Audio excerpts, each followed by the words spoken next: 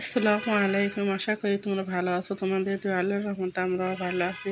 আজকে একটা new blog শুরু করলাম। করে যে দেখো সকাল থেকে তোমাদের ভাইয়া গরুর মাংস আর মুরগির মাংস নিয়ে আসলো।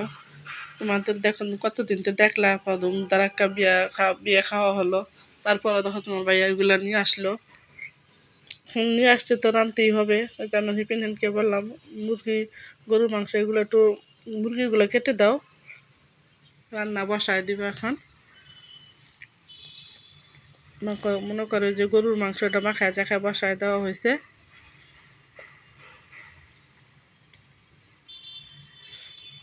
আমি পুরো বেশিরভাগ এইভাবেই রান্না করি, মাখায় চাখায় বসায় দিই, সুবিধাবাদী হয় আর কি। আর এই পাশে যে মুরগির মাংস, কারো রোস্ট মোস্ট আর খেতে ভালো লাগতেছে না। পুরা কয়েকদিন ধরে বিয়ে খাইতে খাইতে অবস্থা নাজেহাল। আর তোমাদের সাথে তা পুরো শেয়ার করি, সবসময় কাঁকড়া রান্না শেয়ার করি, কিন্তু কোটা তো শেয়ার করি না।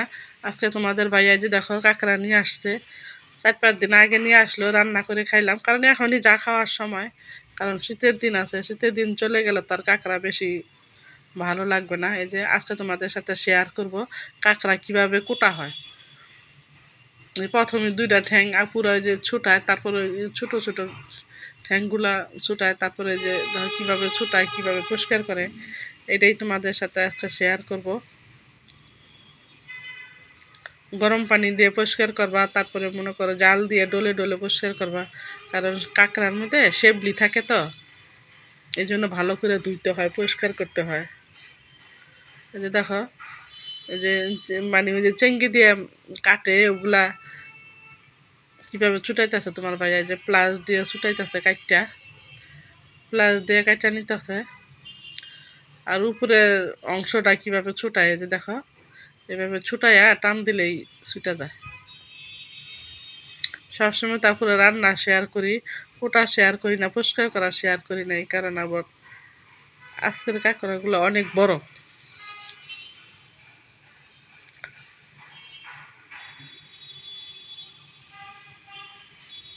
ওই যে প্লাস দিয়ে চেকটিগুলা কাটতেছে।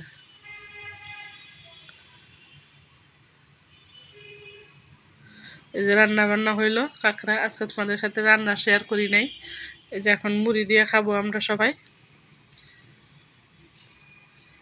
কাঁকড়া খেতে কে কে পছন্দ করো আপুরা, কমেন্টস করতে পারো। আর যদি খাইতে চাও আমাদের বাসায় আসো, তোমাদেরকে এনে খাওয়াবো।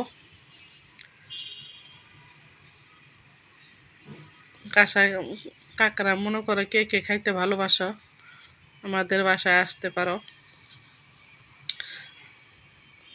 চেষ্টা করবো খাওয়ানোর জন্য। আর এই যে দেখো খাট, নতুন খাট বানিয়ে নিয়ে আসলো, এই যে মিস্ত্রিরা ফিট করে দিয়ে গেল। এখন তোমাদের সাথে আবার শেয়ার করব, যখন ম্যাট্রেস বিছানো হবে, চাদর বিছানো হবে, তখন আরেকবার শেয়ার করব আমার খাটটা কেমন হয়েছে। পুরো কমেন্টস করে বলবা।